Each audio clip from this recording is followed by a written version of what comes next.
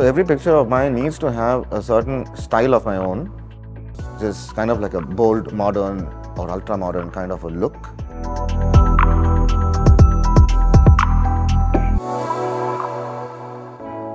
Photography basically began in second year of college.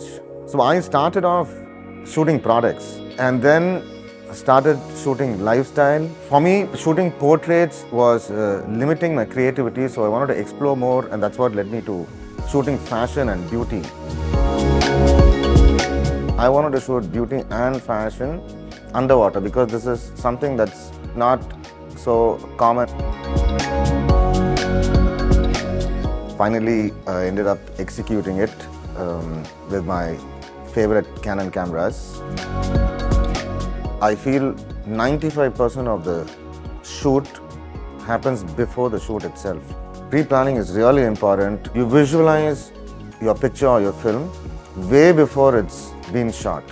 So we went through meticulous, selections of models, clothes, and what will work beautifully well underwater. Choice of your camera and lenses, your light setup, building your set, or for this instant, it was a huge glass tank that had about 4,000 liters of water, and the glass tank itself weighed about 3,000 kilos. And then the execution part is only 5%, which is on the day of the shoot. My go-to camera for still is definitely the Canon EOS R5. Number one is definitely the high megapixel this camera can deliver, which is 45 megapixels. There are so many things that can go unnoticed because it's underwater and they're all moving fast.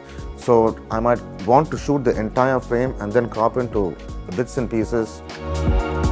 And especially for a shoot like this, it's very hard to focus. And the face tracking always made sure that the faces had focus at all times in the water. Usually with older cameras that I've shot, when I shoot about 20 or 30 frames, there's a buffering time and then I need to wait for about 5 seconds to continue shooting. But the Canon EOS R5, I was able to continuously shoot for about 30-40 seconds at a stretch. For the film, I used a Canon EOS C70.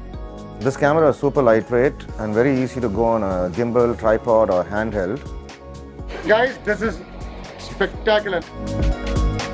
Also, especially for a shoot like this, been shooting for almost 8 hours. It's quite lightweight. This camera has got a great inbuilt ND filter function, especially for a shoot like this where I've been lighting the subjects from behind me. So every time the subject moves, the light kind of flashes straight into the lens. And just at the flick of a button, I can change my ND and keep shooting.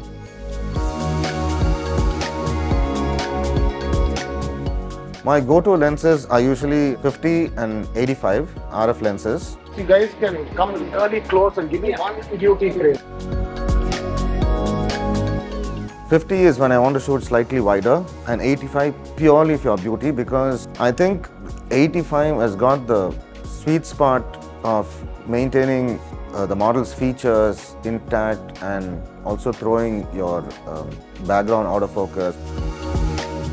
I usually use a prime, but after trying out the RF lenses, they were equal to any prime lens in terms of sharpness and quality. And the reason for me to use 15-35 is that kind of also go a little wide angle to distort the models a little bit intentionally, and that kind of helped.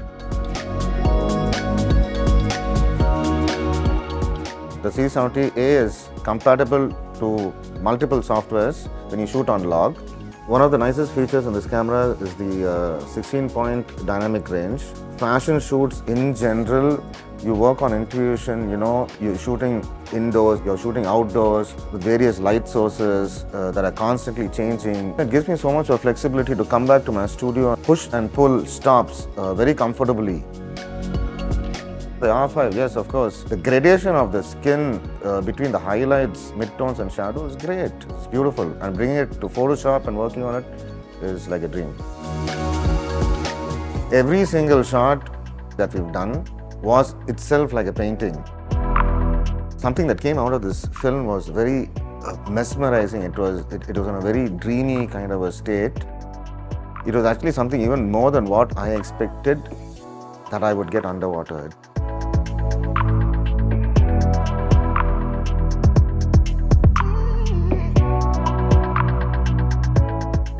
Stick to basics, follow the rules, and then break them when you know it and you mastered them.